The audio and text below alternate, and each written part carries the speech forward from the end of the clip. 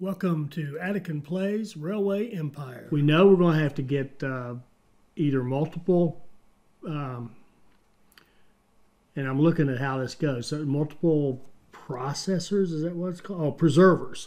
Multiple preservers to take steel and fish and turn it into canned goods or canned food. And we're going to need a steel industry. So now we're going to figure out, okay, where are we going to do this? We know steel takes coal and iron ore. And we need both those things to make steel. So we need a steel industry in a city, and we need a coal mine and an iron ore mine.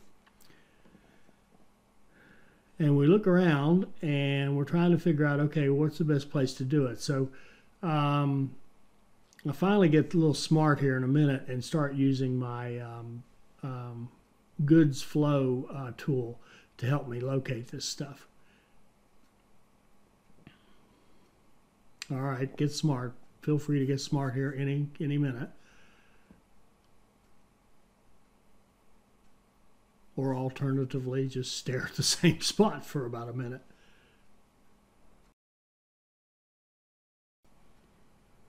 Okay, here we go, finally. I actually think there was a little break in there, so I edited out some of the just sitting there. I wasn't actually staring at the screen; I was away from the screen. So, so now we're going to use our tool to find what we need. So we need to find iron ore. We need to see if there's any iron industries. We need to see if there's any coal or iron ore nearby, and figure out how we're going to do this. So, what's a likely spot for all this stuff to take place? And I'm also searching to see where I'm allowed to build, because it can be a little, not all the maps available to you. You can't go up into the U.S. yet. So, all right, so where's iron ore? There's an iron ore mine down there, south of Mexico City. There's some up there. That's good. Some up in the U.S. There's a steel mill in Brownsville, Texas. Which is tempting, but in fact, I even thought, okay, well, that would be fine. I can use that for the steel mill. And this is lovely. I buy the steel mill, the steel industry. Very wise thing to do.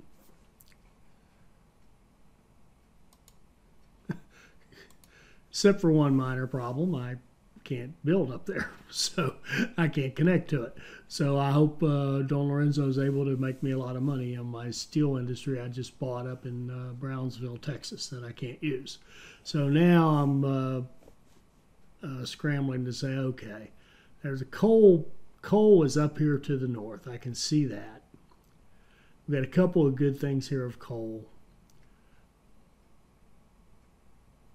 around the city of Durango. So Durango's looking kind of tempting to me.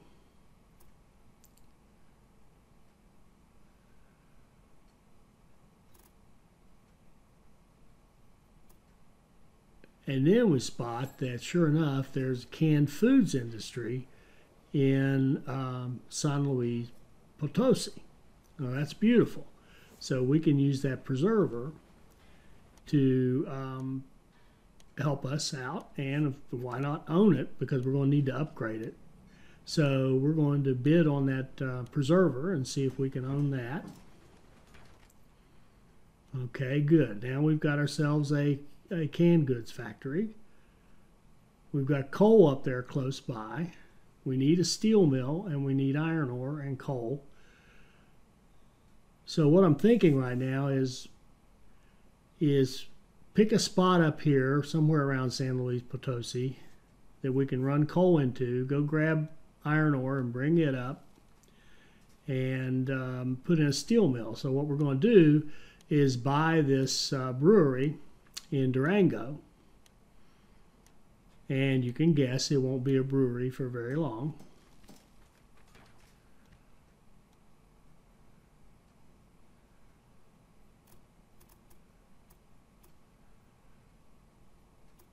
We can turn it into a steel mill, run the steel down to San Luis Potosi, and that will give us our that side of it. Now where's the fish going to come from? So we got this fish we hooked up down here to this silly warehouse. What am I looking for? I'm trying to see where else is there fish. Is there a better place to get fish to go to Durango? And sure enough, right down there on the west coast is a pretty good spot, and we don't have to get over top of any track or anything else. So we're going to go with that fishery, and why not own it? So we're going to buy a fishing village. And you could buy villages, but we're going to buy this fishing village. So now we own the fish. We own the canned food industry. We own a brewery right now in Durango, but that won't last long. Now we're going to buy the coal mine. This is the kind of thing you can do when you've got plenty of money. And now we're going to have to figure out where's our iron ore going to come from. So we go back and look at the iron ore. And the nice thing is, if you can see them, those little yellow arrows down there are pointing down toward the bottom of the screen. They're pointing us toward where the iron ore is. So you can follow those arrows and it helps you find them. And there we locate one down here just outside Acapulco. So let's buy that. So now we are going to own the canned foods. We're going to can the preserver. We own the coal mine. We own the iron mine. We own the fishery, or the fishing village, or whatever you want to call it. And eventually we will own a steel industry, another one. We own one we don't up in Brownsville for kind of no reason, just out of stupidity. But now we're going to run a line with our iron ore all the way up to Durango. And we can run it down here kind of by that fishing village that we purchased and run it up like so. And then those two goods can both come up on that line and feed into Durango.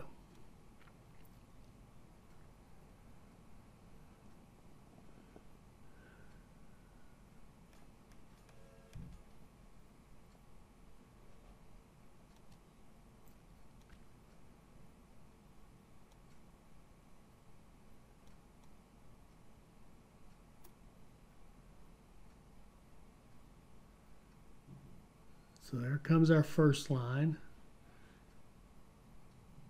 Ridiculously expensive because it's just going through all kinds of mountains and it does not need to, so we'll make some big adjustments on it.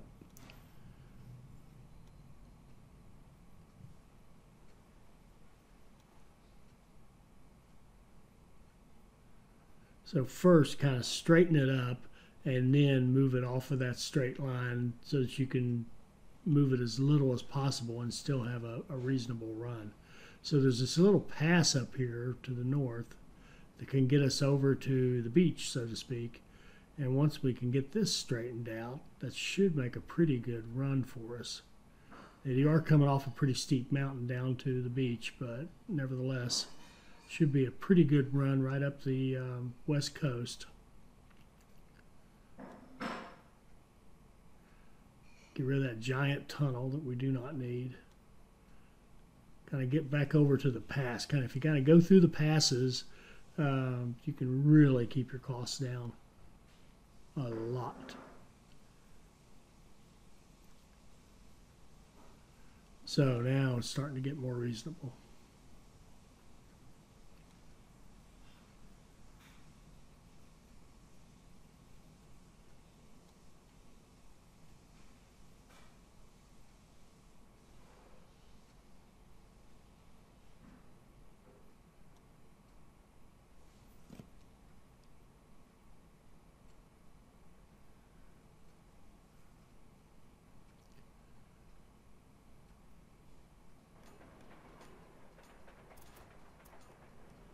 All right, so there we go. We've got ourselves the beginnings of an iron ore line up to Durango.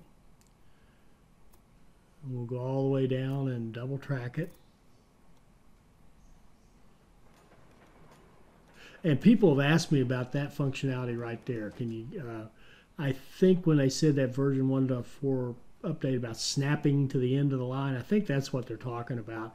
And I think it refers to console users only. If one of you console users could confirm that now you're able to do that, I don't think you were able to do it before. If you could confirm that you can do that on a console now, that would be cool. But I think that's the version 1.4 update about snapping track in place at the end of the line. What we just did there. So we get some supply towers in, get this line set up, and of course we can then buddy up on that line and send our fish up to Durango. Or excuse me, fish actually need to go to San Luis Potosi. They don't need to go to Durango.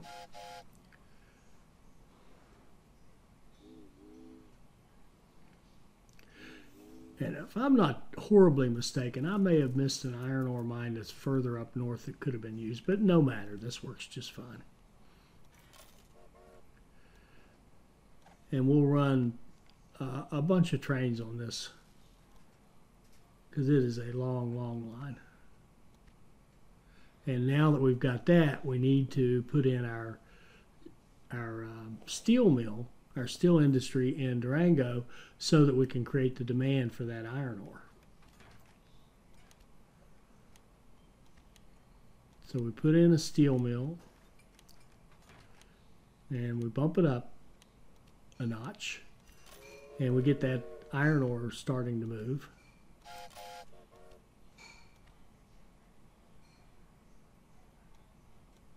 And we fire up 5 trains to bring iron ore up to Durango.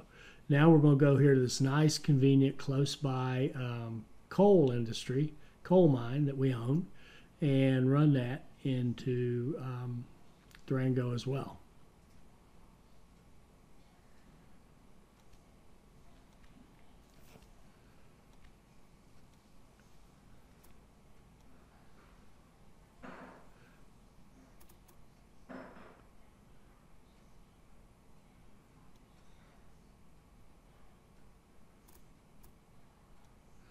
Now, if we're going to have that set up, we also, of course, need to have a line that runs directly Durango to San Luis Potosi so that we can move that steel down to San Luis Potosi to the cannery. And so what I did there was figure, you know, because of where the coal mine is and where the city is relative to one another, we wanted to take that next track. We used the first track down there for the coal or the iron ore, and we want to use the next track up as we're looking at it for our city-to-city line, and then the track after that will be our coal line. That's why I kind of stopped in the middle of making that coal line and decided to go ahead and make the city-to-city line, which we need anyway, so we can run it in the right platform easily. So now we've got the ability to run, we'll just run a basic automatic city-to-city line, but it will pick up that steel as it becomes available and carry it down to San Luis Potosi as we need. And then the other nice thing we've got is because San Luis Potosi is already hooked up to Mexico City, which is a large city, we will have a customer for our canned goods.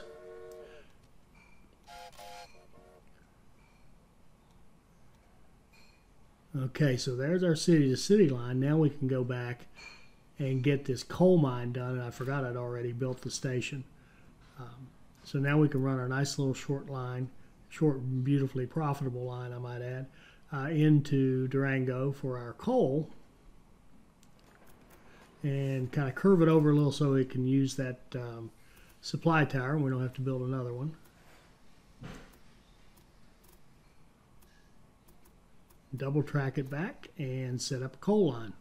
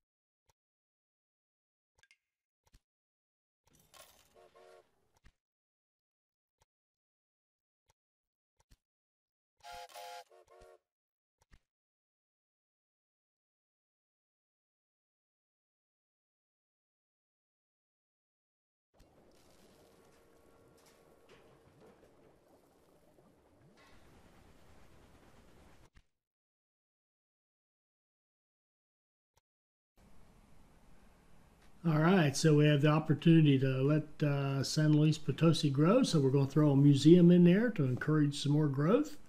And I was really thinking, honestly, when I was setting this up, that this was going to be harder than it turned out to be. And the reason is I was thinking that 2.2 canned goods would be harder. I thought maybe I'd have to bump up my steel industry and either have another steel industry or grow Durango in order to be able to expand the steel industry that was there. But it turns out I was overestimating the difficulty. Not to give you a spoiler, but I was overestimating the difficulty a bit. And now we decide to just take the easy way and move and hook our fish up into that existing iron ore line. But honestly, I think I really do believe when I was thinking about this, I was thinking the fish had to go to Durango. Of course, it doesn't. It has to go to San Luis Potosi, so we'll have to deal with that. But we do. It's awfully easy and convenient to hook it into this existing line.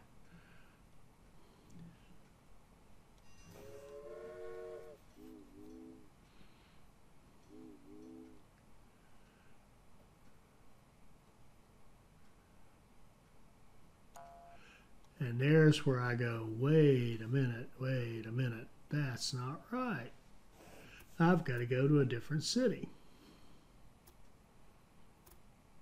So not to worry, we'll just build a little bypass. We will build a bypass around Durango and run our fish on that bypass all the way through to San Luis Potosi. Easy peasy.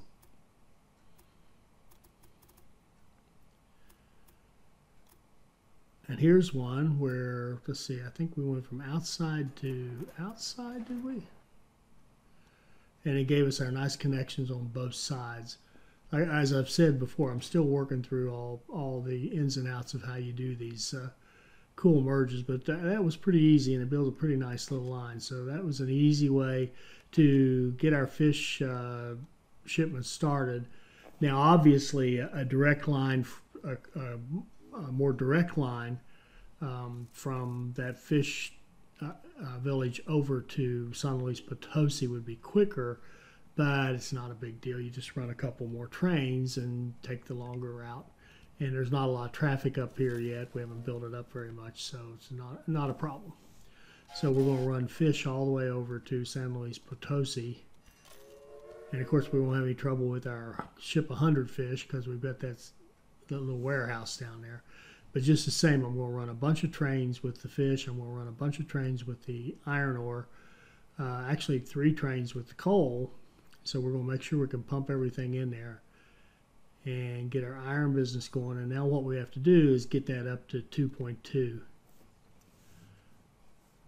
Well, I'm saying the canned food or canned goods, I think it's canned food, production needs to be, I think it's 2.2 for us to hit our goal.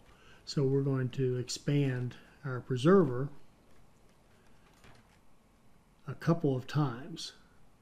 So now he can potentially make the canned food fast enough. But we need to be able also to supply him with steel and with fish at a fast enough rate. And the fish actually aren't a problem. Obviously, we can just, you know, we're going to expand. This is why we bought all these things.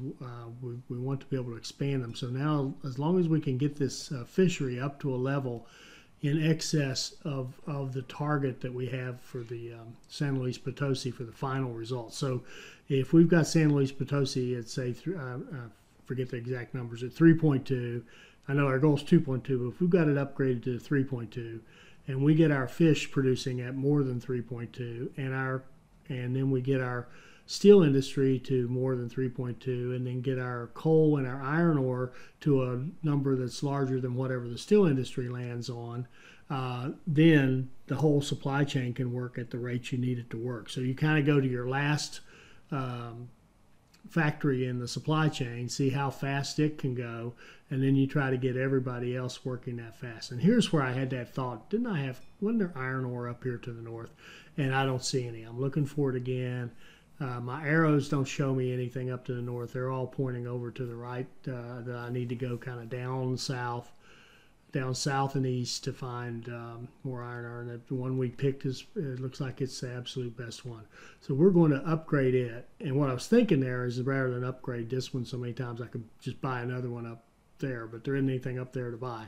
So we upgrade all of our iron, our raw materials, so that they're producing at least as much as our final production needs to be, or whatever they're supplying. Sorry, let me try this again. That was so confusing even to me.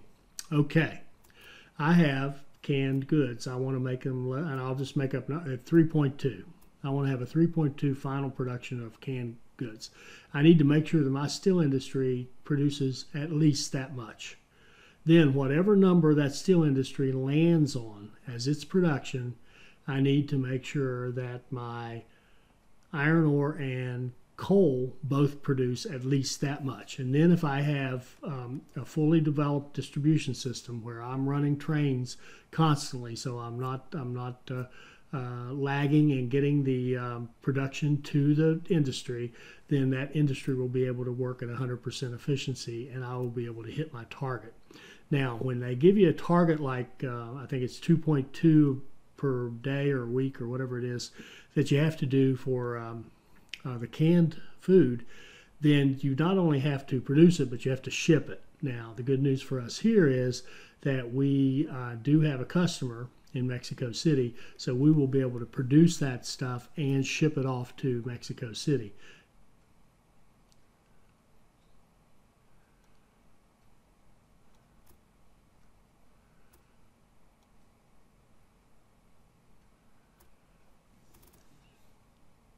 Oh, and now I'm thinking, this is the part I was saying is probably overkill. I'm thinking I need to grow Durango. So I wanted to set up a line running out to Tampico to get meat coming into, to get meat coming directly into Durango. So I'm setting up basically a meat line there.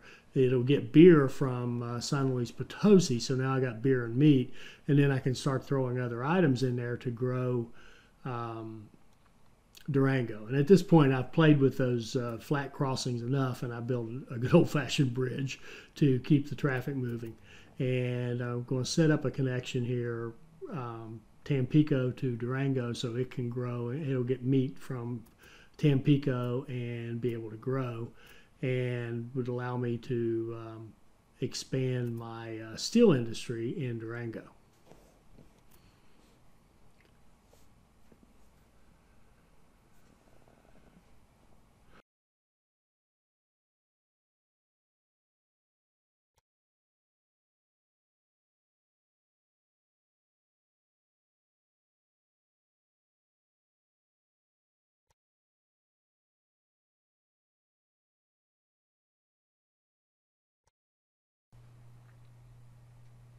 So again, we're using that technique of kind of drawing your straight line and then seeing what you need to adjust to get away from the mountains and the big tunnels and what have you. And the other thing about these straight lines, I've said this before, but it bears repeating. While it is great sometimes to have that direct line like a tunnel, like if you're trying to get an express line and you're wanting to get passengers quickly move A to B, sometimes it's worth digging that tunnel. But the fact of the matter is that generally speaking, especially hauling freight, you're typically better off to go around the mountain Keep your track nice and flat with very few inclines in it, and that way your freight trains can stay up to speed, move right along, and of course it costs you way less to build in the first place. So that money that you save can then be used to do other buildings and expansion and build other lines in other cities, other stations, buy industries, whatever. And anytime you can save money like that, and even in a line like this, you might have to run a couple extra trains. No big deal. That's a much cheaper investment than paying $1 million for a tunnel to go through a mountain when you could go around the mountain. Now, I will admit that sometimes those tunnels look pretty cool, and those mountain passes look pretty cool, and they're fun to build. But if you're trying to get an objective met like this, any money you can save is a good thing. So we're using our new little X functionality to hook up that end,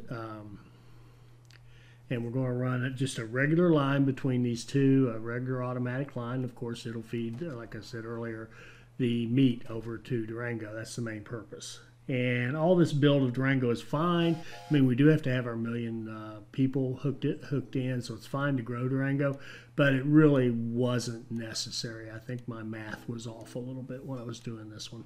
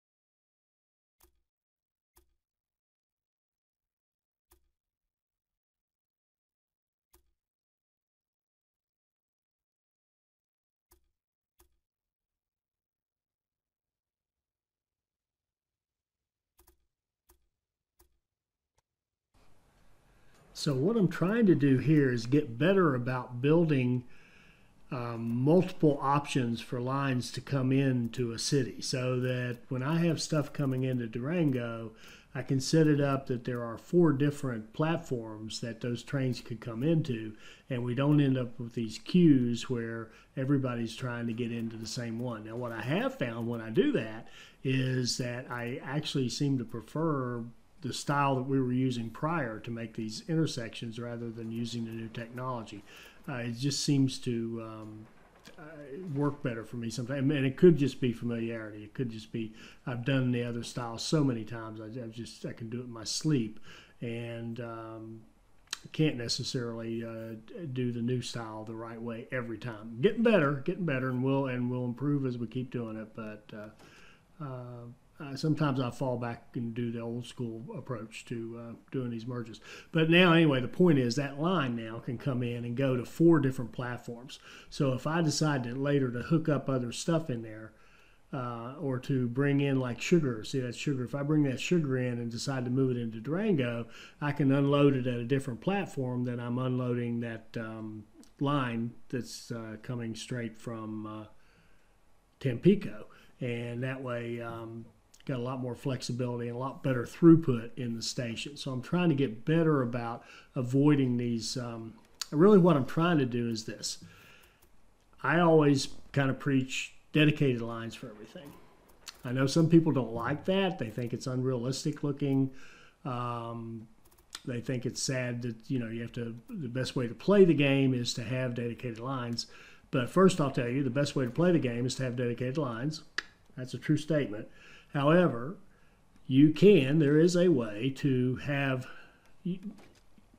multiple uses for the main trunk line, the big line that runs between two cities, provided you're very careful about what you do at the end so that you can control the volume in those platforms and allow pretty good throughput. You'll never get as good a throughput on using the single line multiple platforms approach as you will with just dedicated lines. That's just a fact.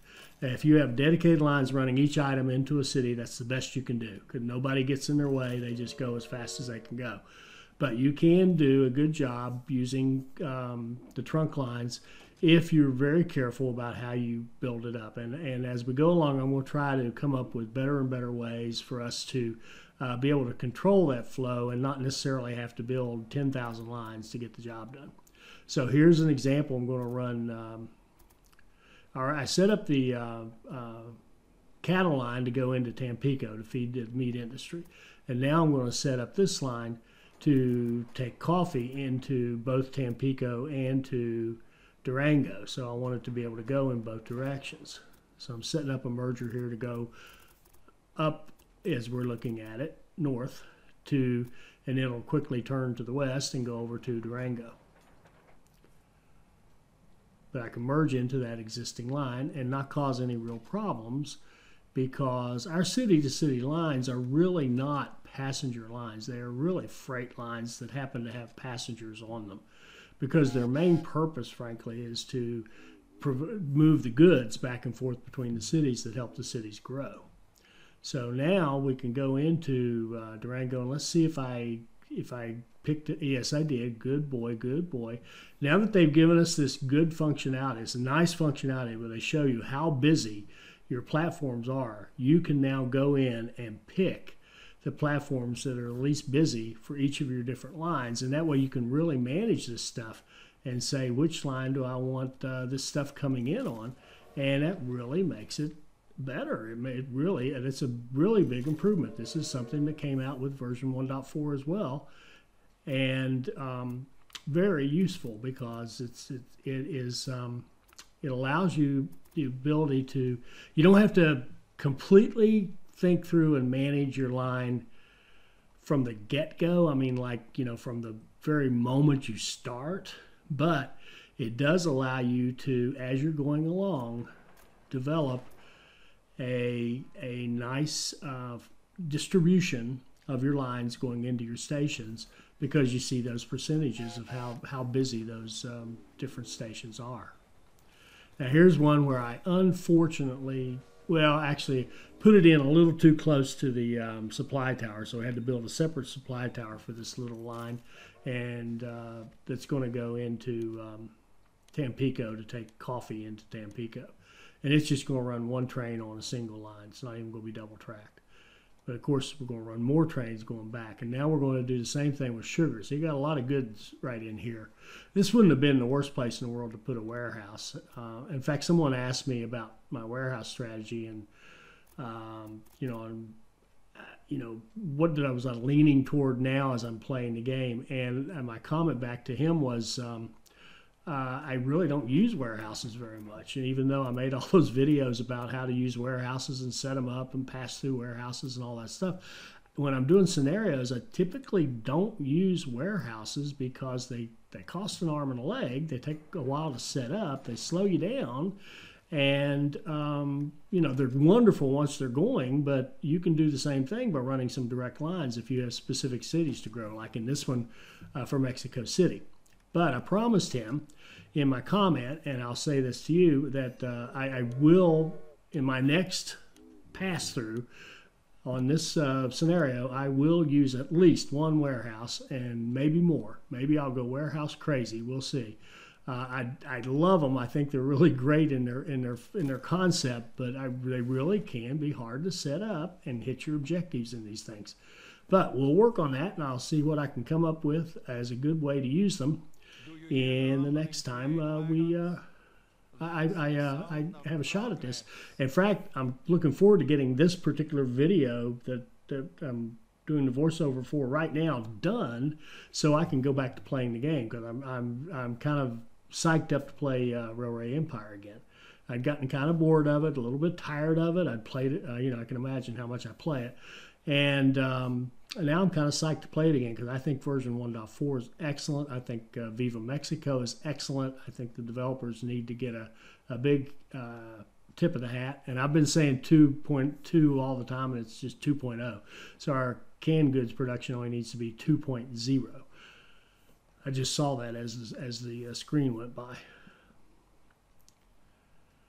So looking to see if there's any logs we can run into Durango. I'm really into building Durango now. There's a nice logging camp right up there just to the north, and we'll grab it.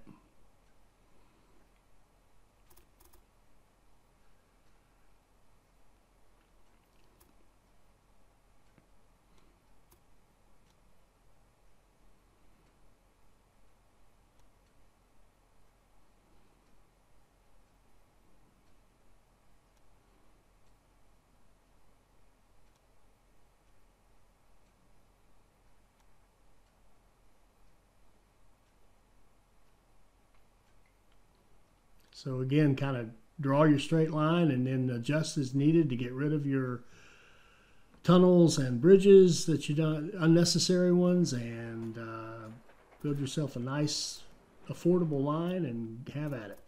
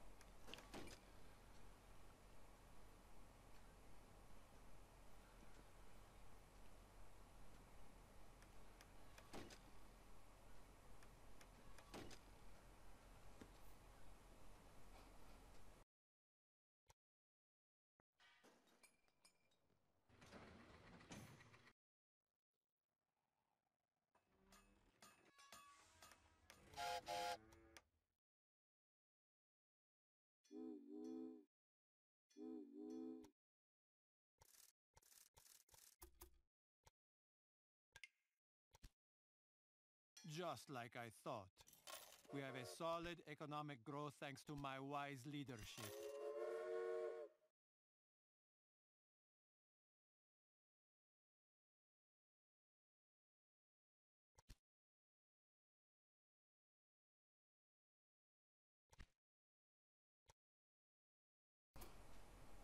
Usually when you get those kind of messages from whoever your sponsor or your patron or your guy giving you directions is, that means you hit an objective. And sure enough, we got our 2.0 production for canned goods. So we've got our fishing, we've got our canned goods. Now we just need to hook up some more cities and keep our cities growing. So we're just looking for ways to hook some more cities into the network. So we're already up here in Nuevo Laredo where we had to have an express line to Tampico. Now we're going to expand the station and put a quick line in down to Monterey, and that'll add some more people into our network, and we'll have some the ability to move some folks back and forth between Monterey and Nuevo Laredo. And you notice here I'm going to do a passenger only line, run that Sterling, which is a nice fast train, and only do the one track, save some money, because right now, again, my head's down. I've got a task to do, and that's hit 1 million people. So I'm going to connect these little cities up. They'll grab a small, not significant amounts of people, but it'll grab us a few, and just run a simple line back to the nearest city that I can find. In this case, I'm going to run it back to, I think, Nuevo or Monterey, the one I just did, I believe. Yes.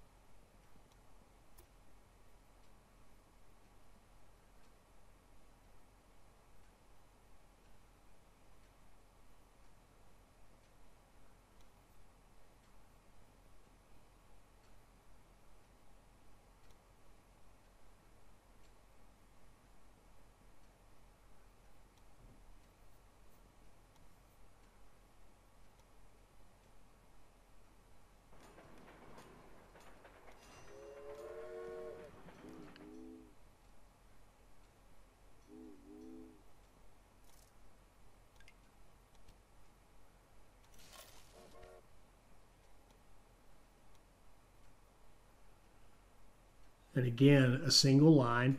And as you know, if you've seen the city-to-city route optimization video in the Fundamentals series, do not recommend these single train, single lines, certainly not to start your economy, because it takes roughly 11 years to recoup your investment from a startup. Now, later on, more developed cities, obviously, they would make more money faster and run full more often.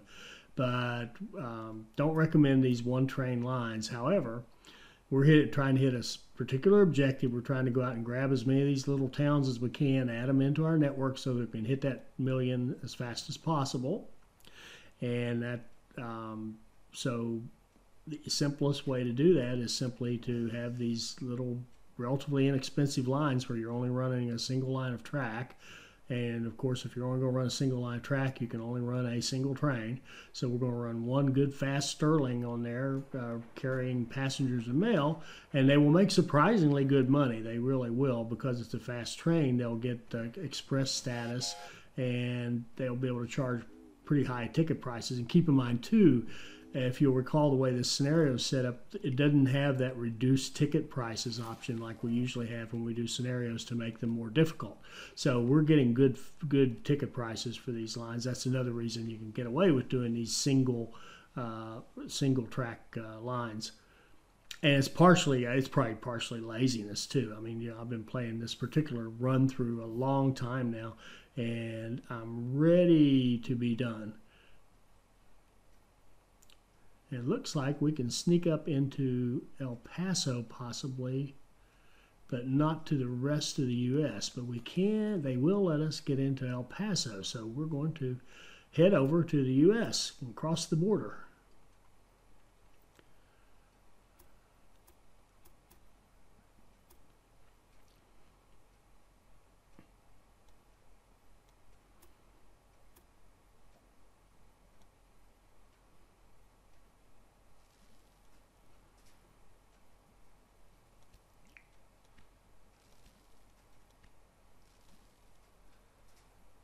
We'll hook it up with Chihuahua City and have a line that goes over into the United States.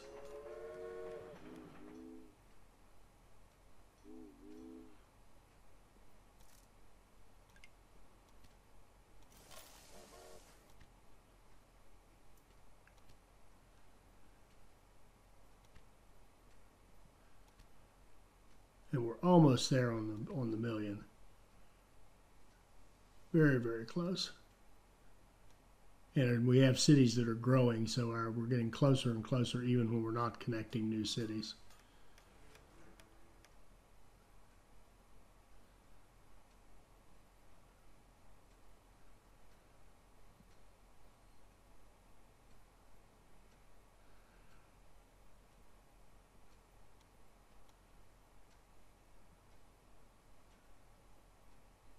Okay, I got deceived by the fact that that wasn't lined out, but sure enough, El Paso is the only city we're allowed into in the U.S. So now we're down here looking to see if we got any cities we haven't connected to down in Mexico, and sure enough, Acapulco is still out there disconnected.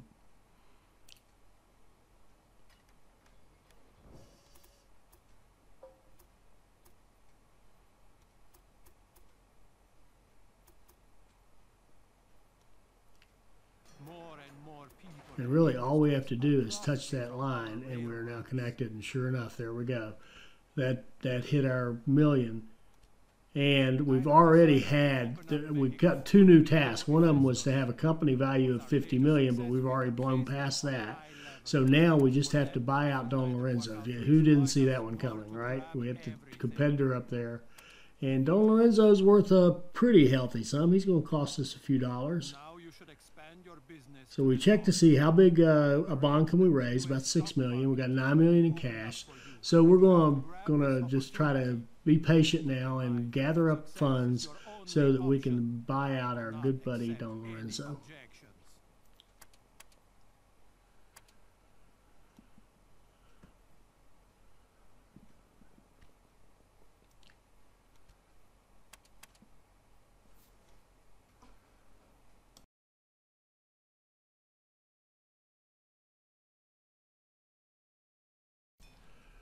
Okay, we see it need a little more right now, a little more than 25 million to buy Don Lorenzo. So we've kind of checked out our bonds to see how much we can gather up from bonds, and we see our cash, and we know we're a little short. So we're just going to have to be patient and wait until Don Lorenzo is purchasable.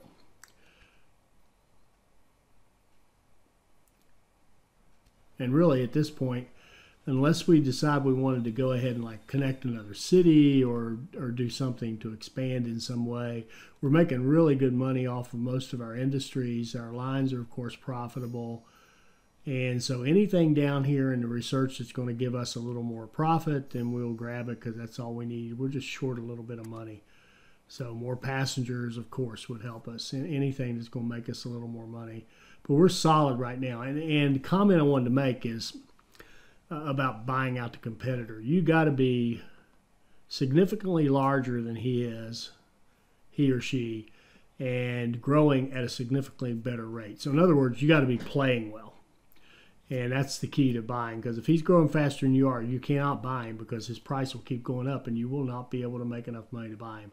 So now here's one where I just could kick myself. I did such a poor job here. I think part of it, I fell in love with those little, our new intersection tool. And this intersection is right near the end of a station, a rural station. It's really the cotton station. And it's just so, oh, boo-hoo, the boo, that's horrible.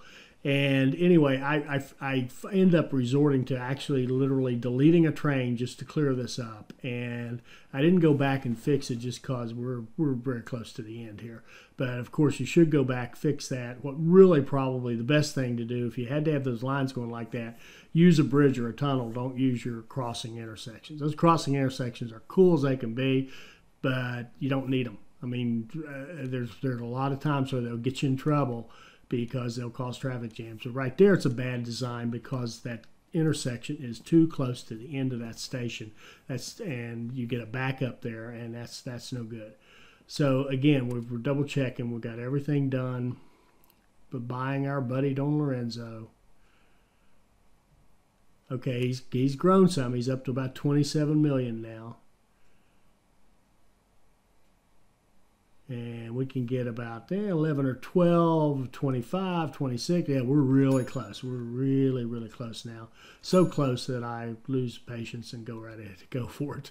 So now we're up to 26 million bucks we got to spend and growing. He's going to cost us 27 and some change. So we can buy 95% of him. So we'll grab 95% of Don Lorenzo. The last 5% is going to cost us 1.7 million. You can see our dollars, or maybe in this case it's pesos, are going up very quickly, and we'll quickly hit that 1.7 million and buy out our good buddy, and maybe that'll end the scenario. I think it will, don't you? So here we go. We get our nice music saying that we've done the deed and our tasks are all completed. We get the nice congratulatory message and final message from our sponsor, leader, director, whatever you want to call him.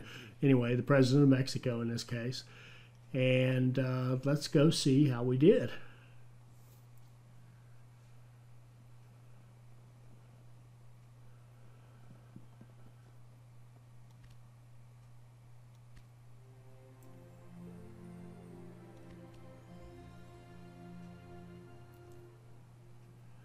All right, so we got our president rating. We hit all our tasks.